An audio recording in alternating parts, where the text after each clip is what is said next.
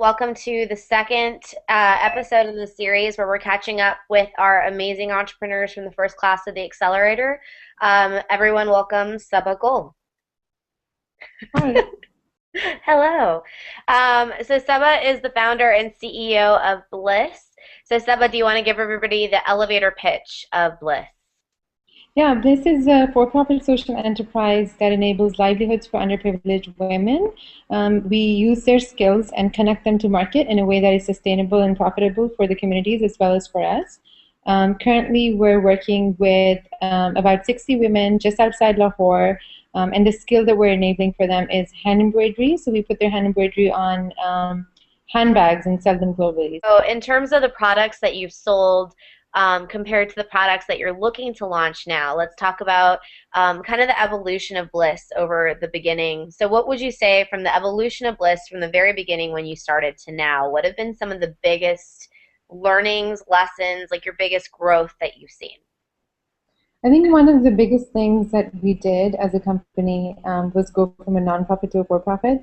And in that change were just tons and tons of learnings that made us lean towards being a for-profit. Those learnings were around mainly around the product and the sustainability and the scalability of the product and the market. And so being able to scale by selling a product that's competing with a lot of other for-profit labels in a very competitive market was one of the reasons that we felt that being a nonprofit was hurting us.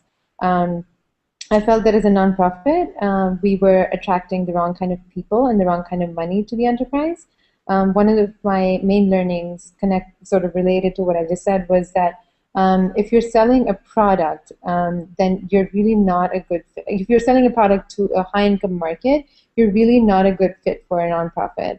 Mostly nonprofits sell services to low income populations, and that's a very different problem to tackle, and it requires a very different skill set than when you're selling a high end product to a high income bracket market. That was one of the big things. That also meant that we went from sort of dedicating a lot of our time and energy as a team to the community and the skill and the training and the education around it, and all the community benefits that went along with our operations, to thinking first about the product and the market and making sales, and then moving to the former. So it's a lot more important for us to first be sustainable and profitable and be able to find a really good fit for the product in the market that we're operating in, and then go and say, what else can we do for our community? How else can we enable empowerment for these women? So we went back to making our model be as simple as possible. So one of the learnings was simplify, simplify, simplify. Whether it's our product, whether it's our model, whether it's the packaging, the team. So I've just learned over time to really simplify everything. The other, I guess, a few other key learnings was the importance of um, sort of word of mouth connections and mentorship in the market that we're operating in. And so a lot of the connections and learning came from experts in the field. And so, any entrepreneur that starts out starts out with a very limited skill set, obviously, but if you're resourceful and are connected to and surrounded by the right mentors and the right connectors, you can get up to speed really quickly and gain a lot of traction really quickly.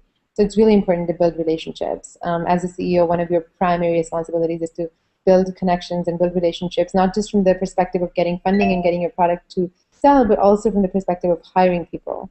This team is currently growing. Do you want to share maybe some of the new people that you guys have on your team, and also just directions that Bliss is going in the near future? I know that you guys have some really exciting stuff coming up.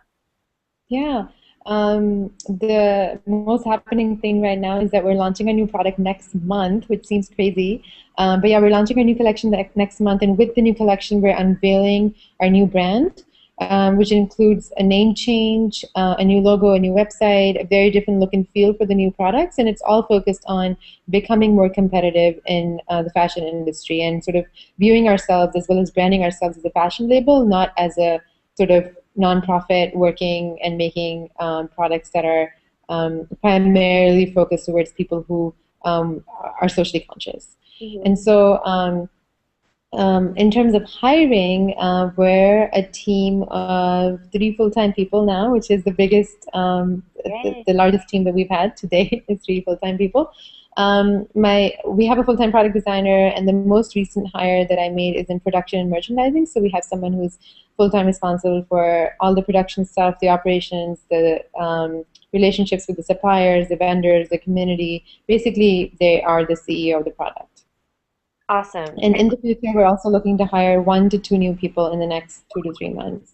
Awesome. And what are those positions for people that may be watching this that may be interested in applying to Bliss?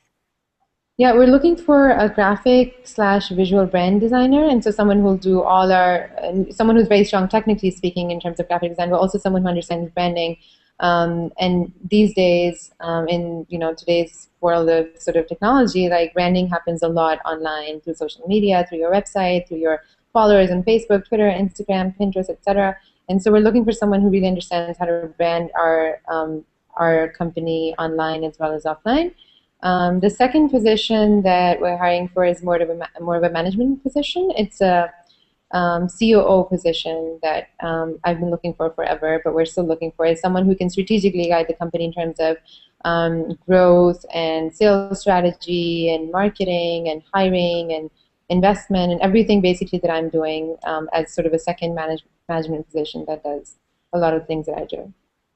That's great. And so, so for people that are interested, you guys will be looking for that in the future. And so, on the product launch and the new product name and the rebrand of Bliss into, Bliss 2.0 or, the direction that it's going, that's a pretty audacious and daring move to decide to change your brand, right? To change the name of the company.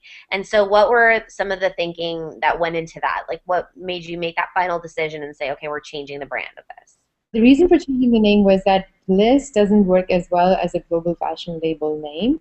Um, Firstly, there's a lot of noise around the word Bliss. So there's a lot of brands that or companies or other things that are using the word Bliss. There's some that are big enough that we can't really compete with them. One of them is Bliss Spa, which is really well known in the U.S., and they also have their sort of body care and hand care products.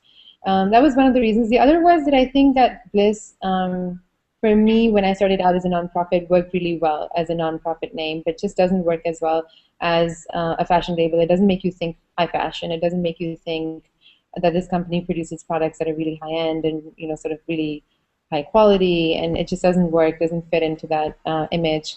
Um, and I think ultimately the name is not that important. Like obviously you can build a name if you do the right branding around it. The name is not the sort of be and all of your company, but it's important enough that it has to really resonate with the founder and the team. You have to really be able to stand behind the name and really believe that name represents your brand and your values.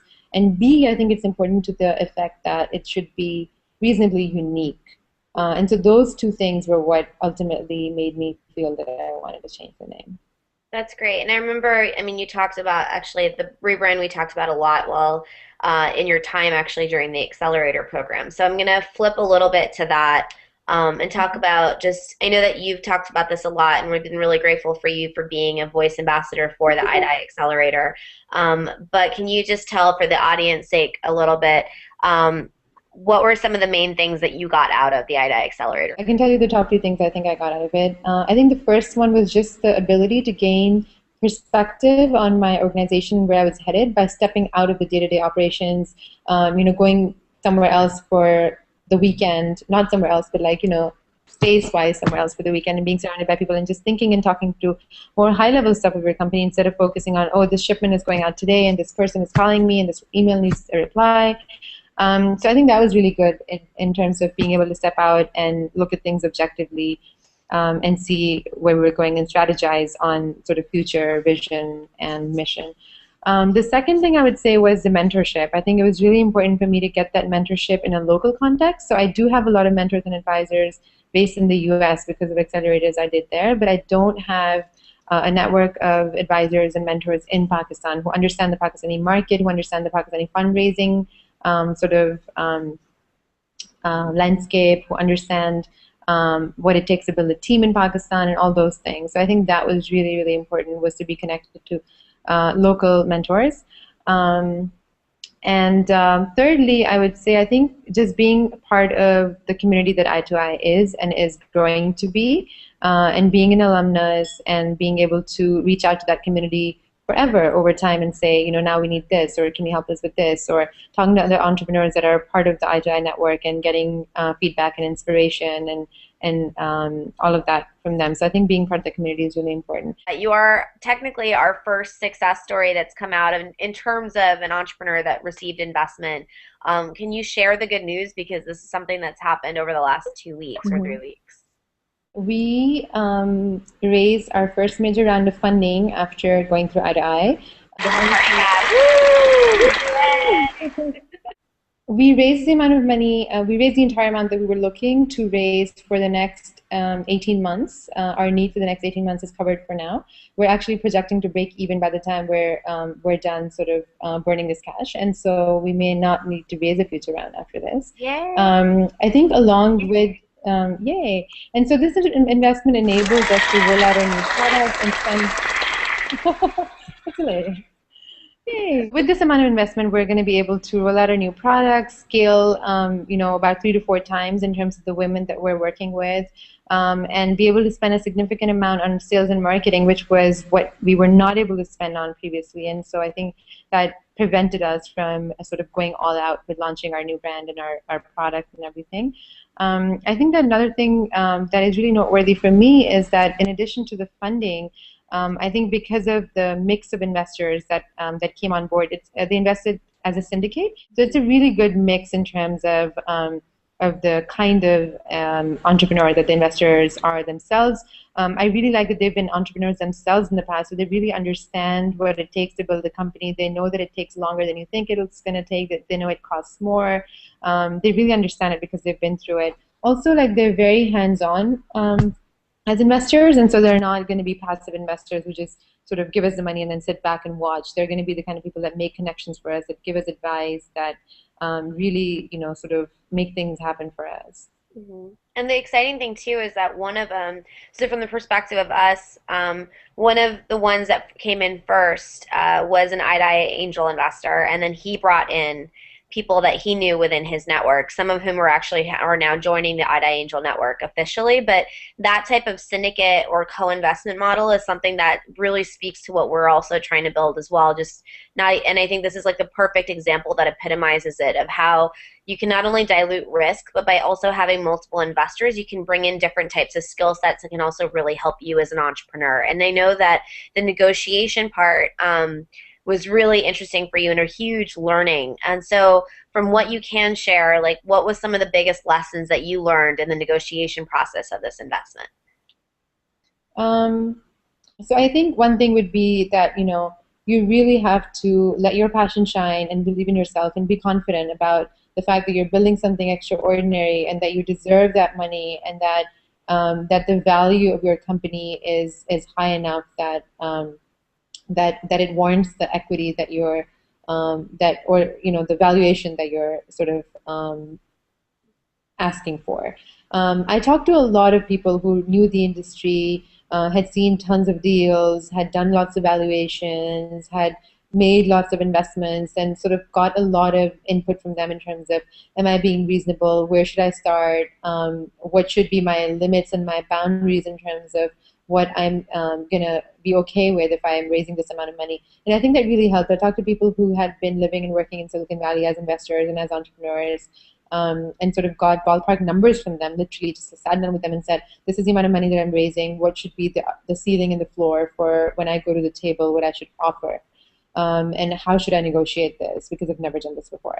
And people are really willing to step up and help you because they've been in that position before. And so I got a lot of really good feedback. There were definitely, I mean, it's when we started out on the negotiating table, we literally had a really wide sort of, chasm to sort of cross in terms of where the investors felt they should come in.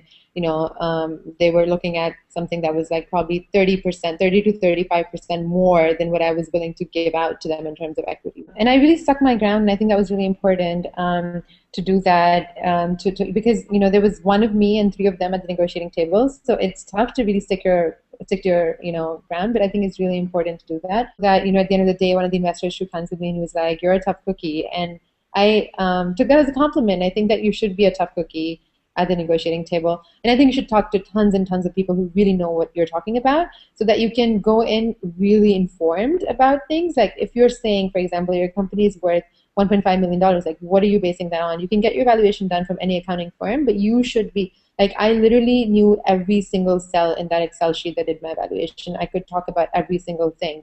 And it was, I mean, valuations are complicated calculations, but I think as a founder, like it's well worth your time to understand like why you're getting a certain valuation, and also understand your industry really well for comparables. Like investors will bring up comparables. Investors in Pakistan will bring up the fact that Silicon Valley numbers don't apply to Pakistan, and that's fine. You can discount a little bit for that, but still, you know, there's there's if you can support what you're presenting, then you're in a really good place.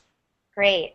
I'm just excited because all your investors were Pakistanis. Like I just thought it's Oh, such an amazing, that's so amazing to me because I think oftentimes we always talk about how you need to bring in investors from the outside and things like that. And I think oftentimes we don't realize how much of a gold mine we're sitting on with investors that really understand the landscape, that really understand the space, and really have a desire to fund and invest in young entrepreneurs with amazing ideas. And so I think in that you're such a Pakistan, great yeah. example of all of that, you know? And so I think it's such a great note to end on. Do you want to say anything, any last words or anything else before we end this Google Hangout?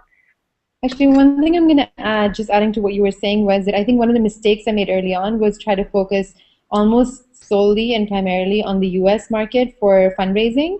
I just felt like there was no potential in Pakistan. People were not interested. People would take up too much of my company. Pakistani investors were used to different kinds of terms than investors in Silicon Valley. But there's a lot of people now that have sold companies in the US and moved back to Pakistan. And all my investors are examples of that kind of entrepreneur slash investor. And so I completely agree with everything you've said about really look in Pakistan. I think that their desire to help and fund Pakistani entrepreneurs is way higher than any US investors' desire to help and fund a Pakistani entrepreneur. On top of it, I think in the future, if you're ever raising money abroad, it's a really big it's a really big brownie point in terms of credibility that you've raised money locally. Otherwise, investors are going to be like, how come no one in your own country has ever given you money? Yeah, you know, and I think that's it's so much like the thinking that what went into us building our angel network. I mean, it was just that. It was that we were meeting so many amazing, like successful entrepreneurs in Pakistan that were looking into what to invest. And I mean, it's a reflection on it. I think the opaque investor environment that a lot of times they just don't know who to trust. They don't know how to find the right deals, and vice versa. A lot of entrepreneurs will make assumptions about the investor environment. They think that investors are going to take so much equity from them, they're going to steal their ideas and run away with it, and so they don't know who to trust either. And so I think there's a huge opportunity, at least for what we're trying to do, with trying to build this type of network or the intermediary that i2i plays to actually try to bridge that gap. But I think I think kudos to you and hats off to you because I think just the fact that you were so strong in any case in the accelerator program, but also just going into these negotiations, I think it's something to be so proud of. To be able to say that you raised, your first very significant round from Pakistani investors and people that really get your business and are going to help it to the next level. So I'm really excited for the new product launch, for the new rebrand of what Bliss will soon to be. Thank you to i2i. I mean, I wouldn't be where I am now in terms of the fundraising and everything we can do now moving forward if it wasn't for having gone through the accelerator. So, I mean, obviously that goes without saying that you guys did a fantastic job. And I think that, I think for me, really opened my eyes to the potential of Pakistani investors and Pakistani mentors. Um, so you asked for parting thoughts. I think one thing I'm going to say, I'm just going to end on a quote yesterday on someone's Facebook that really sort of was inspiring, and that is, "Dream no small dreams, for they have no power to move the hearts of men." And I think that's such a good motto to live by, is to really sort of dream big, because like they say, if you reach for the stars, you'll sort of You'll get there. get to the moon. So I think Exactly. it's really important to dream big as an entrepreneur. Agreed, agreed. Thanks so much, Saba, for being part of this today. And yeah, we'll stay tuned for the next part of this series. But I hope everyone really enjoys this amazing interview. So thanks, Subs. Thanks, Tassim. Bye.